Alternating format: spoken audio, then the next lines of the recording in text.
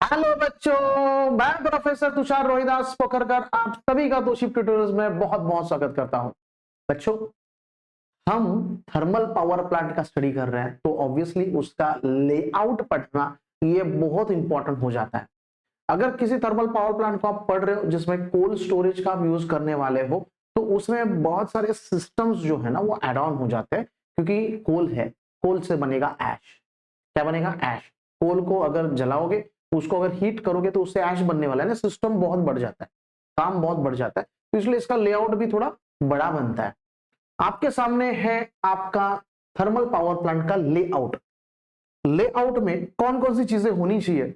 अगर आप फ्यूल कोल यूज कर रहे हो तो कोल को आपको वहां पे इनपुट देना है बॉयलर में, उसको क्या करना है? हीट करना है। हीट करने के बाद बनेगा उसका धुआं। धुआं यानी हीटेड फ्लू गैस जिसको हम बोलते हैं। और जो हीटेड फ्लू गैस है उसका हीट आप यूज करोगे वाटर को स्टीम में कन्वर्जन करने के लिए। स्टीम कन्वर्ट हो गई, टरबाइन रोटेट करेगी, बात यहां पे खत्म नहीं होती है। वही स्टीम आगे फिर से रीयूज कर सकते हैं और भी बहुत सारे पार्ट्स यहां पे एड ऑन हो जाते हैं। एंड देयरफॉर लेआउट को पढ़ना बहुत इंपॉर्टेंट है। सबसे पहले आपके सामने लेआउट है, लेआउट का डायग्राम जो है ना बहुत बड़ा है, तो इसको मैंने यहां पे देखिए उसको छोटा कर देता हूं, आपके सामने आ जाएगा। ये देखो, ये कोल्ड स्टोरेज से लेके नीचे आपका जो पार्ट है, सबसे एंडिंग वाला, सबसे एंडिंग वाला। यस, देखो अभी छोटा कर दिया मैंने। यस। सो ये जो थर्मल पावर प्लांट का जो लेआउट है, यू कैन ऑब्जर्व, इसमें कोल्ड स्टोरेज से लेके सबसे ऊपर वाला कोल्ड स्टोरेज है, कोल्ड स्टोरेज से लेके आपको टरबाइन के ऊपर स्टीम पहुंचाने तक, और उसके बाद from this to the electricity generation, हर एक चीज लेआउट में आनी चाहिए, बिकॉज ये थर्मल पावर जनरेशन है, electricity generation by thermal power plant. तो ऑब्वियसली ये सब लेआउट के पॉइंट्स बहुत इंपॉर्टेंट है। इस साइड में जो है वो फिर से हम कैसे यूज कर सकते हैं, रीयूज कर सकते हैं, ईच एंड एवरीथिंग हमें यहाँ पे लेआउट में मेंशन करना है। और ऑब्वियसली थियरी में क्या है वो पहले पढ़ेंगे, उसके बाद उसको डायग्राम से कनेक्ट करेंगे, डायग्राम को ठीक से समझेंगे। सबसे पहला पार्ट जो है कि ये जो थर्मल पावर स्टेशन है वो किस प्रिंसिपल पे चलता है, क्योंकि प्रिंसिपल बहुत इंपॉर्टेंट है। हमें प्रिंसिपल ऑलरेडी पता होना चाहिए, क्योंकि ये ज्यादा डिफिकल्ट नहीं है अंडरस्टैंड करना कि ये थर्मल पावर प्लांट है तो इसका काम है स्टीम के ऊपर काम करना। अभी स्टीम के ऊपर काम करना है तो ये कौन सा प्रिंसिपल यूज करता है? तो याद रखो बच्चों, आपको ये याद रखना है, सेंट्रल स्टीम पावर प्लांट, यानी एक स्टीम पावर प्लांट आपके पास है लेकिन उसका सेंट्रल सिस्टम है जिसको हम क्या बोलते हैं? बॉयलर बोलते हैं, बराबर है। Works on the principle of Rankine cycle. किसके प्रिंसिपल के ऊपर चलता है? Rankine cycle. क्या है इसका प्रिंसिपल? रैंकाइन साइकिल का प्रिंसिपल है स्टीम इज प्रोड्यूस्ड, जिस साइकिल के प्रिंसिपल से steam is produced by heating fuels in the boiler. Boiler में फ्यूल्स को हीट करके जो स्टीम हम बनाते हैं, उस स्टीम का यूज करते हैं पावर या फिर इलेक्ट्रिसिटी जनरेशन के लिए, उसी को हम बोलते हैं रैंकाइन साइकिल का प्रिंसिपल। यानी रैंकाइन साइकिल है, हम डीप में उसके नहीं जा रहे हैं, हम सिर्फ ये देख रहे हैं कि रैंकाइन साइकिल का यूज करता है। तो भाई आगे का पिक्चर आपको पता ही है, वो स्टीम टरबाइन के ऊपर जाएगी, टरबाइन रोटेट होगा, रोटेट होने के बाद इलेक्ट्रिसिटी जनरेट होगी। ये सब हमें फंडा ऑलरेडी पता है। बट यहां पे क्या पढ़ना है फिर लेआउट में? कौन से पार्ट्स में आपका लेआउट डिवाइड होता है? कौन सा पार्ट? सबसे पहला फ्यूल एंड ऐश सर्किट, यानी जहां पे फ्यूल आप कोल एज एन इनपुट दे रहे हो और उससे हीट करने के बाद बन रहा है ऐश, उसका डिस्पोजल कैसे कर रहे हो। ये दो चीजें आती है फ्यूल एंड ऐश सर्किट में। उसके बाद एयर एंड गैस सर्किट। तो ऑब्वियसली जो फ्लू गैसेस बनेंगे, अभी कोल को हीट करोगे तो वो हीट होगा, बट उससे क्या बनेंगे? फ्लू गैसेस बनेंगे। ये जो फ्लू गैसेस है, फ्लू गैसेस यानी जो आप कोल को हीट करने के बाद जो वहां पे पोल्यूटेड एयर बनता है, फ्लू गैसेस होता है वो। तो फ्लू गैसेस जो है ना, उस फ्लू गैसेस का एयर एंड गैस सर्किट, यानी उस फ्लू गैसेस को बाहर पहुंचाने के लिए उसका काम क्या है? उसका काम है हीट देना। काम होने के बाद वो कहां जाएगा? वो डिसाइड करना किसका काम है? तो ये सर्किट का काम है, एयर एंड गैस सर्किट। कहां पे जाएगा सब हम देखेंगे। उसके बाद feed water and steam circuit, obviously ये किसके लिए है, तो अगर पानी कम पड़ गया क्योंकि कंडेंसेशन होना है, स्टीम का फिर से कंडेंसेशन होता है स्टीम टरबाइन से उतरने के बाद, काम होने के बाद, तब वो जो कंडेंसर है ना, वो कंडेंसर जो है उसमें होता है कंडेंसेट, यानी वाटर, वाटर यूज करते हैं। वाटर क्या करता है, उसको ठंडा कर देता है स्टीम को, और फिर से वो जो स्टीम है उसका वाटर बनता है, उसका क्या बनता है, वाटर। कंडेंसर का ये काम होता है बच्चों। तो ये देखो ये क्या है ना, ये feed water and steam circuit है, यानी आपका जो वाटर है जो आप कम पड़ रहा है और अभी आप बाहर से लेना चाह रहे हैं, यानी टरबाइन से जो आ रहा है ना वो कम पड़ रहा है, फिर से वही पास ऑन होता है आगे बॉयलर में, लेकिन वो कम बढ़ेगा तो फिर से कहां से तो आना चाहिए। तो ये मैकेनिज्म किसमें है, फीड वाटर में है। ये फीड वाटर वो काम करेगा। स्टीम सर्किट किसके लिए, तो उसमें बहुत सारी चीजें और भी आती है, बहुत सारी चीजें, बड़ा एक लेआउट उसका अलग से है, उसका लेआउट अलग से है, जिसमें बॉयलर के पास आपका जब वाटर आता है तो किस किस पार्ट्स में से आता है, इकोनोमाइजर है, सुपर हीटर है, इवेपोरेटर है, so everything we have to study in detail. उसके बाद कूलिंग वाटर सर्किट, यानी जहां जिस रिवर से पानी आ रहा है वो आपका जो रिवर है या फिर कैनल है या फिर कूलिंग टॉवर अरेंजमेंट आपको अगर करना पड़ रहा है, क्योंकि ये दो सोर्सेज अवेलेबल नहीं है, तो मैंने कहा था कूलिंग वाटर आपको कहां से तो अवेलेबल करना पड़ेगा। तो ये जो है ना, ये सिस्टम जो है ना, ये इसका पार्ट है किसका, आपके थर्मल पावर प्लांट के लेआउट। आइए देखते हैं इसमें एक एक को। पहला फ्यूल एंड एश सर्किट किस साइड में है, देखो fuel and ash circuit we can observe बच्चों। फ्यूल एंड एश सर्किट जो है ना, ये वाला पार्ट दिख रहा है आपको, ये फ्यूल यहां से आ रहा है। सो कोल्ड स्टोरेज, यानी जहां पे एक जनरल आइडिया आपको दे देता हूं, फिर हम पढ़ेंगे थियरी इसका, क्योंकि आपको सबसे पहला आइडिया होना चाहिए। सबसे पहला कोल्ड स्टोरेज है, layout of thermal power plant में आपको सबसे पहला क्या दिख रहा है, कोल्ड स्टोरेज, जहां पे कोल आप क्या करते हो, कलेक्ट करते हो। ये जो कोल है डायरेक्टली जाता है क्या बॉयलर में, नहीं, इसके लिए होता है coal handling unit. Coal handling unit क्या करेगा भाई, कोल हैंडलिंग यूनिट है ना, कोल को है ना पल्वराइज करेगा, यानी छोटे छोटे पार्ट्स में डिवाइड कर देगा, क्रश करेगा उसको, क्योंकि डायरेक्ट कोल आया है बड़ा बड़ा होता है, पत्थर जैसा दिखता है, उसको डायरेक्ट कैसे उसको प्रॉपर हीटिंग नहीं मिल सकता, क्योंकि उसका शेप जो है वो क्या है, आड़ा टेढ़ा है। बट वहां पे अगर पल्वराइज करेंगे, यानी उसको चालनी में जैसे गेहूं को कैसे मट्टी निकालते बाहर उसका, वैसे ही वहां पे कोल को भी क्या करेंगे, पल्वराइज करेंगे, फिल्टर आउट करेंगे, क्रश करेंगे, और उसके बाद जो कोल निकलेगा वो होगा आपका फ्यूल, जिसको आप क्या करोगे, यहां पे भेज दोगे बॉयलर में। बॉयलर में जाके क्या होगा, उसको हीट करेंगे और हीट से बनेगा, यानी हीट से आपका वाटर बनेगा स्टीम। जो स्टीम बच्चों देखो, ये जो पार्ट है ना, यहां पे समझो ठीक से, ये वाला जो पार्ट है ना, इस साइड वाला, ये दिख रहा है आपको, लेफ्ट साइड वाला जो पार्ट है ना, वो आपका है coal and ash handling unit. Coal and ash handling unit, ये जो कोल है यहाँ पे यूज हो गया बॉयलर में उसका काम हो गया, उसके बाद एश बनेगा ना, उसका एश बनने के बाद वो जाएगा एश हैंडलिंग यूनिट, दिख रहा है आपको यहाँ पे, और एश हैंडलिंग यूनिट से एश स्टोरेज, उसका अलग से स्टोर होता है, और वो बाद में फेंका जाता है, उसका डिस्पोजल होता है, फेंकते नहीं है उसको, डिस्पोजल होता है उसका, प्रॉपर एक अरेंजमेंट होता है। तो ये जो है ना, ये फर्स्ट हो गया हमारा पार्ट। उसके बाद है हमारा air and gas circuit, second वाला पार्ट। फर्स्ट हो गया बच्चों ये आपका फ्यूल एंड एश सर्किट, उसके बाद हम देख रहे हैं air and gas circuit. Air and gas circuit का ओवरव्यू आपको दे देता हूं, इसमें क्या है, देखो एयर जो है ना, फ्लू गैसेस, आपका जो है फ्लू गैसेस। सबसे पहले एयर एंड गैस सर्किट का मीनिंग क्या है, दो चीजें, एयर एंड गैस। तो एयर जो है ना, वो हमें इनपुट देना पड़ता है बॉयलर में इनपुट देना पड़ता है, क्योंकि भाई आपका जो कोल है वो कंबशन कब होगा उसका, यानी वो हीट कब होगा, उसको कंबशन बोलते हैं बच्चों। किसी भी फ्यूल को हीट करने की प्रोसेस को कंबशन बोलता है, जिससे फ्लू गैसेस बनते हैं। तो अभी इसको, ये जो आपको दिख रहा है एयर प्री हीटर लिखा है यहाँ पे, ये क्यों है, क्योंकि यहाँ पे आईडी फैन है, ड्राउट फैन, जो है ना फ्लू गैसेस को बाहर फेंक देगा, फ्लू गैसेस को बाहर फेंकने का काम करता है ये।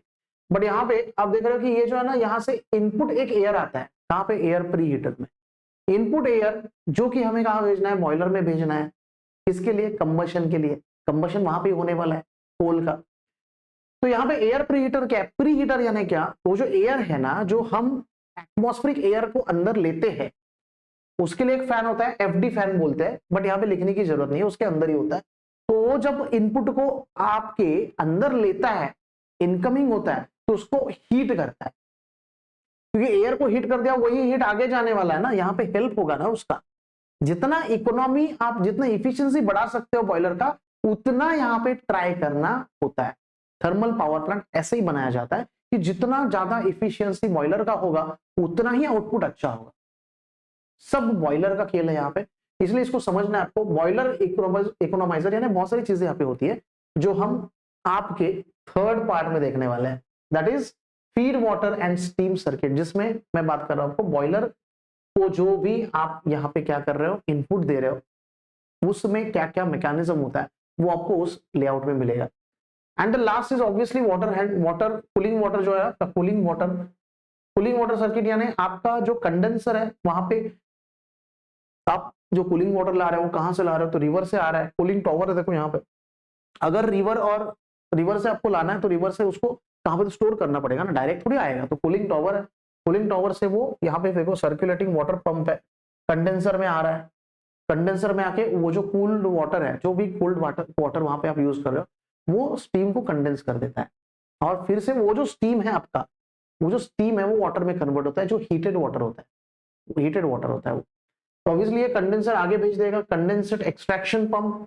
ये condenser extraction pump LP heaters यानी लो प्रेशर हीटर्स होता है, प्रेशर उसका कम हो जाएगा, वाटर का जो प्रेशर है वो कम है यहाँ पे, जो स्टीम का कन्वर्जन आप वाटर में कर चुके हो, वो वाटर लो प्रेशर में जाएगा, लो प्रेशर हीटर यहाँ पे है, फिर से हीट होगा, फिर से हीट होने के बाद फिर से pump, boiler feed water pump, यानी बॉयलर को भेजने वाले हो आप, तो यहाँ पे है हाई प्रेशर हीटर्स। तो ये देखो, ये बहुत सारे हीटर्स यहाँ पे है। इसके अलावा भी एक लेआउट आपको देखना है जिसमें इकोनोमाइजर है, सुपर हीटर है, इवेपोरेटर है, सो वो भी यहाँ पे क्या होते हैं, आपके बॉयलर एफिशिएंसी को इंक्रीज करते हैं। सबसे पहले ये सब चीजें आपको समझ में आ गई। ये जो है ये आपका लेआउट है जो कि इंपॉर्टेंट है, बहुत इंपॉर्टेंट क्वेश्चन है ये, थर्मल पावर प्लांट का लेआउट। बहुत बड़ा है दिखने में, लेकिन एक बार आप यूज टू हो जाओगे, अगर फ्लो अगर आपको पता चला, सो नथिंग एल्स। इस साइड में आपका एयर है, एयर सर्किट है, इस साइड में आपका एयर सर्किट है, सॉरी, इस साइड में gas circuit, air and gas circuit. यहाँ पे जो आप देखोगे इस लेफ्ट साइड में, ये तो आपका राइट साइड हो गया जहां पे आपका air and gas circuit, second वाला पार्ट जो हम डिस्कस कर रहे थे, और फर्स्ट वाला पार्ट आपका जो है कोल एंड ऐश हैंडलिंग, ये आपका इस साइड में हो रहा है। नीचे आओगे तो ऑब्वियसली आपका बॉयलर को जो है इनपुट जा रहा है यहाँ पे एचपी हीटर से वगैरह, वहां पे एक लेआउट होता है जिसको आपको मेनली याद रखना है, स्टीम सर्किट है वो। क्या है? स्टीम सर्किट है। ये तो फीड वाटर तो है ही, बट स्टीम सर्किट यहाँ पे इंपॉर्टेंट रोल प्ले करने वाला है आपके बॉयलर एफिशिएंसी के पॉइंट ऑफ व्यू से। और कूलिंग वाटर सर्किट ये ज्यादा आपको इन डिटेल नहीं है, कूलिंग वाटर सर्किट यानी कुछ है ही नहीं उसमें, आप पानी बस एक्स्ट्रा जो पानी आपको लग रहा है वो बाहर से ले रहे हो, और उसका जो सर्किट है वो कूलिंग टॉवर आपको यहाँ पे दिया हुआ है। यहाँ पे आपको ये कूलिंग टॉवर से पानी, देखो यहाँ पे नीचे जो है ना, नीचे जाओगे तो आपको सब समझ में आ जाएगा। देखो ये नीचे रिवर है आपका, ये रिवर से पानी आप इनपुट कर रहे हो, कूलिंग टॉवर में जा रहा है, और वही आप कंडेंसर को भेज रहे हो, जो कंडेंसर क्या कर रहा है, स्टीम को, जो कहां से आया है, स्टीम कहां से आया, देखो टरबाइन से स्टीम आया ना, ये टरबाइन का जो स्टीम आया ना उसको वो ठंडा कर रहा है, क्योंकि काम तो हो गया स्टीम का, जो बॉयलर में बना था वो स्टीम का काम हो गया, और अभी इलेक्ट्रिसिटी ये तो यहाँ पे जनरेट हो रहा है, बट ये स्टीम फिर से रीयूज करने के लिए फीडबैक सिस्टम बनाया होगा। सो एक एक पार्ट को देखते हैं बच्चों, एक एक पार्ट। अगर थियरी क्वेश्चन पूछते तो आपको कैसे लिखना है, तो थियरी बहुत है, बट जितना याद रख सको उतना ट्राई करो, जितना इंपॉर्टेंट है उतना ही आपको मैंने दिया है। सबसे पहला है फ्यूल एंड ऐश सर्किट, एक एक को समझते हैं। फ्यूल एंड ऐश सर्किट में फ्यूल क्या है आपका, कोल है। क्या है बच्चों? कोल है। फ्यूल क्या आपका, coal is fed to the boiler from coal storage. सबसे पहला यूनिट कौन सा है? कोल स्टोरेज है। अभी कोल स्टोरेज में तो है, वहां से भेज दिया, मैंने क्या कहा, कोल स्टोरेज से डायरेक्ट थोड़ी जाएगा, क्या करना पड़ेगा उसको, is pass through the conveyor before feeding to the boiler, it is pass through conveyor belts, crushing mill, crush करके छोटा छोटा करके पीसेस में करके उस कोल को हैंडलिंग यूनिट में यहाँ पे क्या करते हैं, छोटा छोटा करते हैं। कौन सा यूनिट है ये? Coal handling unit. बस कोल हैंडलिंग यूनिट याद रखो। कोल स्टोरेज यूनिट हो गया, कोल हैंडलिंग यूनिट। उसके बाद उसके बाद क्या होगा, ash is produced after heating the coal, coal को हीट करने के 2 यूनिट है ना यहाँ पे, ये जो पार्ट है इसके अंदर हम क्या लिख रहे हैं, क्या देख रहे हैं, तो फ्यूल एंड एश सर्किट। तो पहला फ्यूल तो काम हो गया, फ्यूल कोल बर्न हो गया, बर्न होने के बाद यानी उसका कंबशन हो गया, कंबशन होने के बाद वो उसका काम करेगा, स्टीम कन्वर्ट हो चुका है। अभी एश जो बचता है कोल का, उसका क्या करें, तो ऑब्वियसली वो जो एश है ना बच्चों, is produced after heating the coal in boiler, it is collected from back side, पीछे से कलेक्ट करेंगे उसको through ash handling unit and remove to the ash storage unit. कहां पे भेज देंगे उसको, एश स्टोरेज यूनिट में उसको भेजना है। यानी डायग्राम में देखिए आपको समझ में आ जाएगा, यहां पे देखो, यहां पे आपका एश हैंडलिंग यूनिट है, एश हैंडलिंग यूनिट से कहां पे गया, एश हैंडलिंग यूनिट में आपका क्या है, एश है, और ये जो एश है, एश हैंडलिंग यूनिट से कहां पे जाएगा, फिर आपके एश स्टोरेज यूनिट में जाएगा और वहां से उसका डिस्पोजल हो जाएगा। देखो ये हो गया आपका first part, fuel and ash circuit. उसके बाद आपको है बच्चों next part, that is air and gas circuit. Air and gas circuit कहां पे था, राइट साइड में था, चिमनी वगैरह था वहां पे, बराबर। तो एयर एंड गैस सर्किट को पढ़ते हैं अभी। Atmospheric air is supplied to the boiler for combustion of coal. किसको सप्लाई करता है, एटमॉस्फेरिक एयर को, किसको सप्लाई करते हैं, एटमॉस्फेरिक एयर को सप्लाई करते हैं, कहां पे, बॉयलर में। क्यों, क्योंकि कोल जो है ना, अभी आपको पता है कंबशन के लिए किसका यूज होता है, ऑक्सीजन। किसका यूज होता है कंबशन ऑफ फ्यूल के लिए, ऑक्सीजन। तो कोल का अगर कंबशन बहुत अच्छे तरीके से करना है, ऑक्सीजन तो वहां पे होगा ही थोड़ा बहुत, बहुत अच्छे तरीके से करना है तो वहां पे लगेगा हवा। कोई भी चीज को बंद कमरे में, यहाँ पे कुछ हवा नहीं है, अगर वहां पे वैक्यूम है तो वहां पे जलना नहीं है, कोल को हीट ही नहीं होगा वो, क्योंकि आपको अगर जलाना है, हीट अगर चाहिए तो आपको लगता है ऑक्सीजन। तो कंबशन ऑफ कोल के लिए वहां पे लगने वाला है ऑक्सीजन। तो किस में होगा, एटमॉस्फेरिक एयर में होगा। ऑक्सीजन तो सेपरेट देंगे नहीं, atmospheric air for combustion. Okay, तो कंबशन कोल का आप कर सकते हो। एटमॉस्फेरिक एयर को हमें क्या करना है, सक करना है, अंदर लेना है। It is provided through the action of, अभी कहां से आएगा atmospheric air, through the forced drought fan. मैंने कहा था फोर्स ड्राउट फैन जो होता है ना, ये फोर्स्ड ड्राउट फैन है, फैन है, बड़ा बड़ा फैन होता है, बहुत बड़ा होता है, हाई कैपेसिटी वाला, दनादन एयर को खींचता है अंदर। और आईडी जो है ना, इंड्यूस्ड ड्राउट फैन, ये फ्लू गैसेस को बाहर मेनली पहुंचाने का काम करता है, फ्लू गैसेस को बाहर फेंकने का काम करता है। अभी एयर प्रीहीटर जो है उसके बारे में हम डिस्कस करेंगे। यहाँ पे जो एयर प्रीहीटर था बच्चों, देखो यहाँ पे था एयर प्रीहीटर आपका, इस साइड में एयर प्रीहीटर, यानी इस यूनिट की बात कर रहे हैं ना, एयर एंड गैस सर्किट है इस साइड में। तो एयर प्रीहीटर का क्या रोल है, बहुत इंपॉर्टेंट रोल है। एयर प्रीहीटर क्या करेगा, तो एयर प्रीहीटर जो है बच्चों आपका, एयर प्रीहीटर जो है उस एयर को हीट करेगा। किस एयर को, जो आपने सक किया किसके थ्रू, एफडी फोर्स ड्राउट फैन के थ्रू। Air passes through, air preheater का फंक्शन मैंने अलग से लिखा, देखो 3, क्योंकि पूछते हैं ये भी। Air passes through it before going to the boiler. किस में से पास होता है, एयर प्रीहीटर में से। Air is heated in air preheater by the heat of flue gases. Air preheater में ही फ्लू गैसेस है ना, फ्लू गैसेस कहां पे आ रहे हैं आपके, देखो फ्लू गैस, ये जो फ्लू गैसेस आपको दिख रहा है यहाँ पे लिखा है, फ्लू गैसेस कहां पे आ रहे हैं, एयर प्रीहीटर में आ रहे हैं। तो उसमें हीट है ना अंदर, उसका काम तो कर चुके हैं बॉयलर के अंदर। बॉयलर के अंदर बहुत सारे ट्यूब्स होते हैं, उसमें से आपका क्या होता है, स्टीम फ्लो होता है, जो स्टीम यहाँ पे जाने वाला है, यहाँ पे टरबाइन को रोटेट करने वाला है। बट यहाँ पे जो एयर प्रीहीटर में जो फ्लू गैसेस जाएंगे, वो फ्लू गैसेस क्या करेंगे, तो उनका भी हीट यूज होना चाहिए कि नहीं, वेस्ट हो जाएगा ना भाई वो, तो उसको भी यहाँ पे सॉल्यूशन है। तो एयर जो अंदर आ रहा है यहां से, ये जो एयर आप अंदर ले रहे हैं उसको ये फ्लू गैसेस का हीट पहुंचाते हैं, सो दैट हीट वेस्ट न जाए, सो दैट आपका हीट वेस्ट न जाए। सो ये हो गया आपका air preheater. And flue gases are then passes through the chimney, chimney से बाहर। चिमनी यानी उड़ने वाला नहीं बच्चों, चिमनी यानी ये चिमनी होता है, बहुत बड़ा होता है। आप किसी sugar factory, sugar cane factory से अगर जाओगे, कोई सातारा कोल्हापुर इस साइड में अगर रहता होगा, पुणे जिला में भी हमारे भीमा शंकर वगैरह, वहां पे आप साकर का बहुत सारे शुगर केन फैक्ट्रीज आपको मिलते हैं, तो वहां पे चिमनी देख सकते हो, इसलिए बता रहा हूँ एग्जाम्पल। तो थर्मल पावर प्लांट जाने की जरूरत नहीं है, चिमनी होता है, एग्जॉस्ट डायरेक्ट ऊपर बहुत हाइट पे होता है उसका। तो चिमनी थ्रू हमारे फ्लू गैसेस बाहर, क्योंकि हीट तो खींच चुके हैं उसका, अभी उसका काम है क्या, नहीं, तो भेज दिया बाहर। चलो, एयर प्रीहीटर के 3 फंक्शंस। उसके बाद flue gases produced in the boiler first, यानी बॉयलर में पहले प्रोड्यूस होने के बाद क्या होता है उनका, तो पहले it first pass around boiler tubes, boiler के अंदर बॉयलर ट्यूब्स होती है, उससे वो पास होते हैं। तो बॉयलर ट्यूब्स में क्या है, वाटर है, वाटर का कन्वर्जन स्टीम में, किसका यूज करके, फ्लू गैसेस के हीट का। Where water is converted into steam, then they are passes to the super heater. कहां पे पास कर रहे हैं, सुपर हीटर, फ्लू गैसेस को सुपर हीटर में पास कर रहे हैं। Super heater tubes in the furnace, super heater tubes in the furnace. यानी देखो ये सब मैकेनिज्म जो है ना, ये मैकेनिज्म कहां पे है, ये मैकेनिज्म कहां पे है, ये मैकेनिज्म आपके बॉयलर में, जब बॉयलर से जब फ्लू गैसेस बाहर चुके तब है। यानी आपका जो जनरल लेआउट है ना, उसमें वो दिया हुआ नहीं है, उसका क्वेश्चन अलग से पूछ सकता है कहां पे है सुपर हीटर, तो वो क्वेश्चन अलग से है, जो आपको नेक्स्ट लेआउट जो है उसमें आपको मिलने वाला है। बट यहां पे सिर्फ आपको लिखना है कि सुपर हीटर में गया, कौन गया, सुपर हीटर में गया, then it passes through to the super heater. Super heater है, समझो ना, सुपर हीटर यार, सुपर हीटर यानी जहां पे वो सुपर हीट होगा। कौन सुपर हीट होगा, आपका स्टीम, आपका जो स्टीम जो है ना बच्चों, याद रखो, सुपर हीटर थ्रू जाने के बाद सुपर हीट होगा, सुपर डुपर हीट हो जाएगा।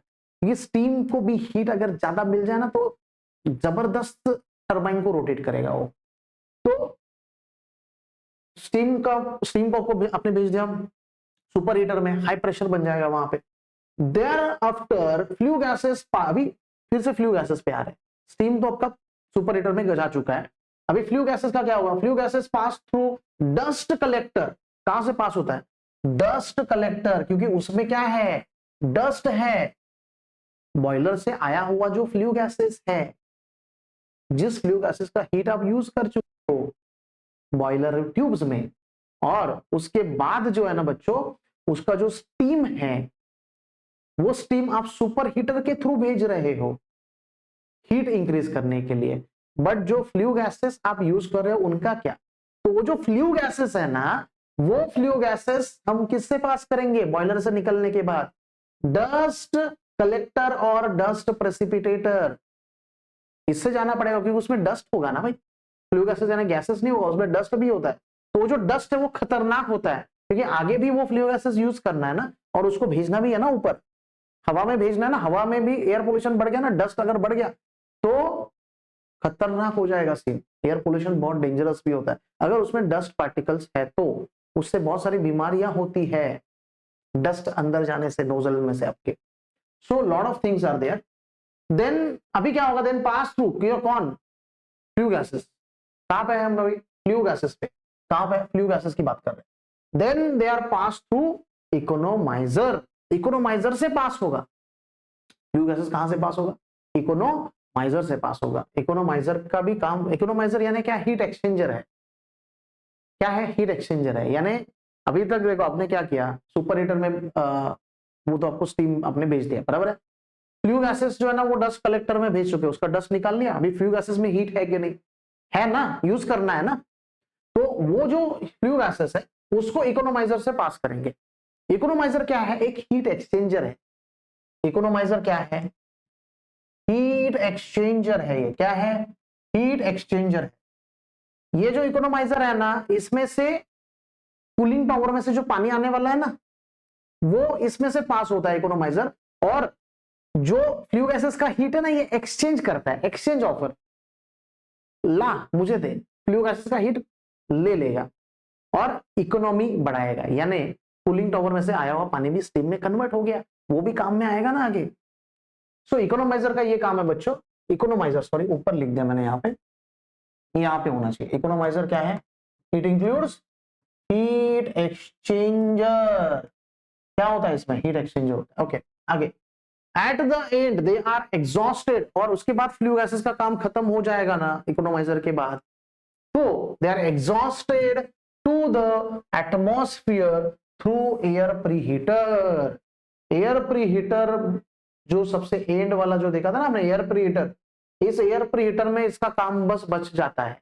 इकोनोमाइजर से क्या हो गया, हीट एक्सचेंज कर लिया इकोनोमाइजर ने, अभी खुद के पास हीट है इकोनोमाइजर के पास, अभी दूसरा काम एयर प्रीहीटर भी करेगा। एयर प्रीहीटर में भी क्या आ रहा है, एयर आ रहा है ना, तो उसको भी वो हीट यूज कर लेगा, उसको भी वो हीट यूज कर लेगा। यानी फ्लू गैसेस को छोड़ नहीं रहा है कोई, हर कोई उसको यूज करना चाह रहा है। अभी हर चीज यहाँ पे दिखाई हुई नहीं है, बॉयलर और इकोनोमाइजर लिखा हुआ है, देखो इकोनोमाइजर उसके अंदर ही है। इकोनोमाइजर में हीट यूज कर लिया फ्लू गैसेस का, आगे बढ़ा। एयर प्रीहीटर में एयर को वो हीट दे दिया, अभी वो क्या हो जाएगा, एग्जॉस्ट हो जाएगा चिमनी थ्रू। क्लियर है? सो ये है आपका air and gas circuit. Air and gas circuit के बाद बच्चों नेक्स्ट है आपका very important feed water and steam circuit. Feed water and steam circuit किसके लिए है भाई, किसके लिए? नीचे जो दिया ना आपके लेआउट में, कूलिंग वाटर टावर जो है ना, या फिर रिवर से आप पानी लेते हो, अभी वो जो पानी है उसको भी क्या है, स्टीम में कन्वर्ट करना है, यानी वो भी पानी यूज करना है ना, वही पानी यूज करना है। तो कैसे यूज करेंगे, कैसे कर सकते हैं क्या? और दूसरी चीज, अगर आपके बॉयलर में से ही स्टीम जा रहा है तो उसको भी फिर से रीयूज कर सकते हैं क्या? दो चीजें हैं यहां पे आपका जो बॉयलर है ना, वो स्टीम पास ऑन कर रहा है टरबाइन के पास, वो जो स्टीम है वो टरबाइन को रोटेट कर रहा है, फिर से वो स्टीम रीयूज होगा, उसका एक मैकेनिज्म है। कूलिंग टावर का अलग से है, क्योंकि वो बाहर से आ रहा है पानी। कंडेंसर में जो यूज हो रहा है ना, कंडेंसर में जो यूज होगा वो क्या है, आपका कूलिंग टावर में से भी आप ले सकते हो अगर जरूरत पड़े तो। यहां पे बात ऐसा है बच्चों कि सबसे पहले समझो यहाँ पे ये feed water and steam circuit में क्या क्या है। देखो यहाँ पे दिख रहा है आपको बॉयलर, बॉयलर जो है ना उसने देखो सुपर हीटर को भेज दिया, ये जो ये पार्ट है सुपर हीटर आपका, सुपर हीटर में स्टीम सुपर हीट हो गया, सुपर डुपर हीट। और ये जो स्टीम है ना सुपर हीटर से कहां पे जाएगा, टरबाइन में। हाई प्रेशर टरबाइन को रोटेट करेगा वो। हाई प्रेशर, दो टाइप के टरबाइन होते हैं, हाई प्रेशर जिसको चाहिए और उसके आगे होता है लो प्रेशर, किसी किसी में एक ही हो सकता है, बट जनरली ऐसा मैकेनिज्म होता है। तो हाई प्रेशर स्टीम यहाँ पे आ गया, टरबाइन को रोटेट किया, जनरेट किया इलेक्ट्रिसिटी, फिर लो प्रेशर पे गया, जनरेट किया इलेक्ट्रिसिटी। अभी फिर ये जो स्टीम है ना वो कंडेंसर में जाएगा, कहां पे, क्योंकि उसका रीयूज करना है। तो रीयूज करना है ना, स्टीम ही भेजेंगे तो स्टीम तो खत्म हो जाएगा जाते जाते, तो उसका कन्वर्जन वाटर में करना पड़ता है। तो ये जो कंडेंसर है ना, इसके अंदर बच्चों होता है कूलिंग वाटर। ये कूलिंग वाटर पाइप में से घूमता है, और पाइप जैसे ऐसे पाइप है, यहाँ पे ऐसे पाइप है, और यहां से आपका स्टीम जाए। ये पाइप है ना, पाइप के अंदर क्या है, वाटर है, बराबर। तो इसके बाजू से स्टीम जाएगा, तो ऑब्वियसली स्टीम क्या हो जाएगा, हीट खुद का दे देगा ना उसको, किसको, कोल्ड वाटर को।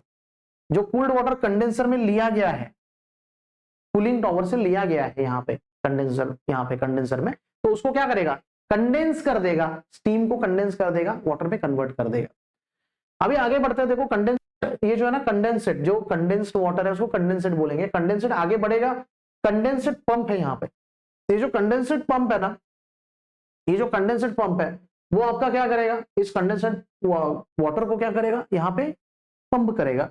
पंप करने के बाद जाएगा फीड वाटर हीटर में, यानी आपका जो वाटर फिर से आप फीड करने वाले हो बॉयलर को, उसका फीड वाटर क्या है, हीटर है, उसको हीट करने के लिए। क्योंकि वापस वाटर तो बन गया, लेकिन उसका फिर से क्या करना है, स्टीम बनाना है कि नहीं, बॉयलर में तो स्टीम चाहिए। तो यहाँ पे feed water heater, feed water heater से फिर से फीड वाटर पंप, यहां से आप देखोगे, यहां से आप देखोगे आगे बढ़ रहा है इकोनोमाइजर की तरफ। इकोनोमाइजर क्या है, हीट एक्सचेंजर है। इकोनोमाइजर क्या है, हीट एक्सचेंजर। अभी यहाँ पे जो वाटर है वो आगे बढ़ रहा है, इकोनोमाइजर क्या करेगा, इकोनोमाइजर क्या करेगा, हीट एक्सचेंज किया हुआ है, इकोनोमाइजर ने हीट एक्सचेंज किया हुआ है, यानी खुद के पास हीट लिया है, किसका, फ्लू गैसेस का। वो हीट किसको दे देगा, इसको दे देगा, इसको दे देगा, इसको दे देगा। और ये जो वाटर है वो आपका हीटेड वाटर है, क्या है, हॉट वाटर। ये कहां पे जाएगा, बॉयलर में जाएगा, यानी इफिशियंसी बढ़ा देगा ना। बॉयलर में सिर्फ वाटर अगर जाएगा, सिर्फ वाटर, नॉर्मल वाटर जाएगा, तो ऑब्वियसली उससे अच्छा क्या है, हॉट वाटर जाए। तो यहाँ पे ये इकोनोमाइजर आपका इकोनॉमी बढ़ा रहा है कि नहीं, यानी इकोनॉमिकली सोचे तो आपका काम जो बॉयलर का है वो कम कर रहा है, कम कर रहा है वो, आने समझ में। सो बॉयलर में जाएगा, बॉयलर से सुपर हीटर, फिर से वही प्रोसेस है। अभी ये क्या है, फिर ये यूनिट क्यों दिया यहाँ पे, देखो आप, रो वाटर टैंक, यानी जो मैं कह रहा था कि यहाँ पे अगर पानी की कमी पड़ जाए, क्योंकि ये तो साइकिल है ना, इसमें पानी की कमी पड़ जाए तो कहां से आएगा, रो वाटर टैंक, यानी आपका जो कूलिंग टावर है वहां से पानी आप खींच सकते हो। खींचने के बाद इवेपोरेटर में जाएगा, इवेपोरेटर में दो चीजें होगी, एक होगा स्टीम में कन्वर्जन, एक होगा उस वाटर का स्टीम में कन्वर्जन, हीट हो जाएगा, वो हीट हो जाएगा ये रॉ वाटर। और दूसरी चीज वो कंडेंस भी होगा उसी में वो कंडेंस भी होगा। आ रहे समझ में? तो दोनों प्रोसेस होके यहाँ पे आगे बढ़ेगा आपका ये फीड वाटर, यानी यहाँ पे ये वाटर इसमें ऐड कर दो। ये हीटेड भी है, इवेपोरेटर में हीट भी हो चुका है, वाटर हीट हो चुका है। इवेपोरेटर का काम है हीट करना, और हीट होके ये जो वाटर पूरा बना हुआ है ये वाटर इसमें ऐड कर दो। तो सोचो आपका काम कितना आसान हो जाएगा, यानी यहां से भी ये हॉट वाटर मिल रहा है, यहाँ पे जाके आगे और हॉट हो रहा है। सो बॉयलर का इफिशियंसी जो है बच्चों वो इंक्रीज हो जाता है। This is a very simple principal. आपको ये सेपरेट क्वेश्चन पूछ सकते हैं, explain feed water and steam circuit with the help of layout. तो ऐसा क्वेश्चन 4 मार्क्स के लिए, या फिर पूरा थर्मल पावर प्लांट का लेआउट का क्वेश्चन 6 मार्क्स के लिए पूछा जा सकता है। सिर्फ डायग्राम भी कभी कभी पूछता है 4 मार्क्स के लिए, वो भी आपको यहाँ पे याद रखना है। अभी पढ़ेंगे इन डिटेल स्टीम सर्किट जो है आपका, उसको इन डिटेल पढ़ेंगे। Feed water and steam circuit को इन डिटेल पढ़ेंगे। Steam from steam turbine is condense, जो चीजें मैंने बताई वही चीजें फिर से कर रहे हैं, कुछ अलग नहीं कर रहे हैं। Steam from steam turbine is condensed in the condenser. ये जो कंडेंसर दिख रहा है, स्टीम टर्बाइन से जो स्टीम आ गई कंडेंसर में गई तो वो कंडेंस हो गई। उसके बाद देन इन द कंडेंसर, इसको अंडरलाइन कर देता हूं मैं, देन इट इज हीटेड, जो मेन पार्ट है उसको सिर्फ अंडरलाइन कर रहा हूं। Then it is heated in a closed feed water. Closed feed water में वो हीट होता है, heater by means of it we can say extracted steam. किससे हीट हो रहा है वो? Extracted steam from the low pressure extraction point of steam turbine. अभी इतना इन डिटेल अगर एक स्टेटमेंट आपको नहीं याद आया कुछ इशू नहीं है। मेन क्या है? कंडेंसर का काम। उसके बाद डायरेक्टली आप देखो तो आपका जो है ना, यहाँ पे बहुत सारे छोटे छोटे हीटेड पंप्स है। वो हीटेड पंप्स में कहां से हीट आता है? तो ये एक्सट्रैक्शन से, जो प्रेशर टर्बाइन से आप स्टीम को एक्सट्रैक्ट करते हो ना, तो वहां से वो आता है हीट। तो उस हीट को यूज करते हैं हर जगह पे। This heated water passes through the evaporator. Evaporator से हीट पास होगा। Evaporator converts water into steam. अभी देखो बात ऐसा है कि इवेपोरेटर का काम ऐसा है कि वाटर को स्टीम में कन्वर्ट करना और फिर से उसको कंडेंस भी करना। उसको क्या करना? कंडेंस, यानी वाटर का वाटर ही रहता है but heated. Heated steam now passes through economiser. Economiser में पास होगा। इकोनोमाइजर उसका क्या करेगा काम पता है आपको? हीट एक्सचेंज कर चुका है फ्लू गैस के साथ, उसको हीट दे देगा स्टीम को। रिड्यूस्ड क्वांटिटी ऑफ वाटर, अभी दूसरा चीज है ये फीड वाटर आपका जो आ रहा है कूलिंग वाटर टैंक से, तो कैसे आएगा? Reduced quantity of water required can be adjusted through river और कैनल। तो यहां से वो आप पानी खींच सकते हो। It can be pass through evaporator and is heated to convert into steam and condense into water. तो ये इवेपोरेटर आपको याद रखना है, ये वाला इवेपोरेटर। उसके बाद बच्चों then it passes by feed water pump to feed water system in the boiler, in the boiler. Okay, so this is nothing but one of the part. उसके बाद water is circulated into boiler drum and tubes. Water देखो अभी कैसा है, boiler के पास आ गया ना, अभी हम कहां पे आ गए? बॉयलर के पास आ गए। बॉयलर तक आपका पानी आ गया। ओके, अभी क्या होगा आगे? तो ऑब्वियसली वही उन्होंने बताया कि यहाँ पे water is circulated into boiler drum. Boiler drum में वो वाटर सर्कुलेट होगा जो हीटेड है, बराबर है। एंड ट्यूब्स, बॉयलर का ट्यूब्स होता है, उसमें पानी होता है जिसको आपको स्टीम में कन्वर्ट करना है। ओके, तो यहाँ पे and tubes steam which contains particles. अभी जो देखो कैसा है, बात ऐसा है कि स्टीम बन गया बॉयलर में, बॉयलर का जो स्टीम है उसके बारे में यह बात कर रहे हैं कि इसका काम अभी क्या होगा। स्टीम है तो स्टीम तो बन चुका है, अब ये स्टीम कैसे पास ऑन होगा आगे? तो देखो स्टीम जो है ना which contains particles of water, जिसमें particles of water is further heated in the super heater. ये जो सुपर हीटर है उसका काम यहाँ पे आपको दिया हुआ है। सुपर हीटर जो बच्चों यहाँ पे सुपर हीटर जो है, ये जो सुपर हीटर है यहाँ पे आपका आएगा वो वाला स्टीम, और यहाँ पे फिर से होगा वो हीट। हीट होने के बाद we can say super heater increases temperature of the steam and to pass through high pressure turbine. सिर्फ बॉयलर में से आने के बाद डायरेक्टली टरबाइन पे नहीं जाता है, ये कहना है, ये कहने ये चाह रहे हैं कि यहाँ पे सिर्फ और सिर्फ स्टीम जो है ना सिर्फ और सिर्फ बॉईल होके नहीं जा रहा है, तो हीट होके भी जा रहा है। कहां से हीट होके जा रहा है, तो आपके सुपर हीटर में से ज्यादा हीट होके वो आगे जा रहा है टरबाइन, टरबाइन को रोटेट करके वो आपका टरबाइन कन्वर्ट कर रहा है इलेक्ट्रिसिटी, मैकेनिकल एनर्जी को इलेक्ट्रिकल एनर्जी में by using an your AC generator. And obviously then it passes through low pressure turbine, यानी पहले हाई प्रेशर टरबाइन पे ज्यादा हीट वाला स्टीम भेज दिया, फिर वो थोड़ा कम हो गया, उसका हीट निकाल लिया बाहर और फिर लो प्रेशर टरबाइन में उसको भेज दिया, तो वहां पे भी वो रोटेट करेगा और जो भी इलेक्ट्रिसिटी है वो जनरेट करेगा। सो मैकेनिज्म्स अलग अलग होते हैं बट यहाँ पे काम एक ही है। And then we have a cooling water circuit. Cooling water circuit is very simple, ample quantity of water is required in condenser. Condenser का काम ये कर रहा है, कंडेंसर यानी कंडेंसर का काम करने के लिए हेल्प कर रहा है। कंडेंसर में चाहिए पानी, क्योंकि जो स्टीम आता है आपके बॉयलर में से, आपके टरबाइन में से सॉरी, पास आउट होने के बाद उसको ठंडा करना है, उसको वाटर में कन्वर्ट करना है, तो वो होता है कंडेंसर में, which can be made available by sources like river and और वी कैन से कैनल्स, जो पानी यहाँ पे हम प्रोवाइड कर सकते हैं। This is all about the layout of your thermal power plant. बच्चों सिंपल वे में मैंने ट्राई किया है इसको समझाने के लिए, बहुत बड़ा क्वेश्चन है और इसमें थर्मल पावर प्लांट के लेआउट में बहुत सारी चीजें आती है, बट इन डीप नहीं, बट उसको ऊपर ऊपर से याद रखो। मेन मेन जो पार्ट्स है ना, उसका फंक्शन आपको पता होना चाहिए, ये ज्यादा इंपॉर्टेंट है। और ये जो पार्ट्स हमने दिए, जो भी 4 पार्ट्स में ये डिवाइडेड है, उन पार्ट्स को ठीक से समझो, तभी आपको पूरा लेआउट समझ में आ जाएगा। इतना डिफिकल्ट नहीं है जितना आप सोच रहे हो, बट आप ऐसे क्वेश्चंस को हमेशा डिवाइड करके पढ़ा करो तो बहुत इजी वे में आप इसको कर सकते हो। So this is all about the layout of thermal power plant and working of thermal power plant. So thank you very much for watching this video. We will meet in the next video with the next content. Thank you very much.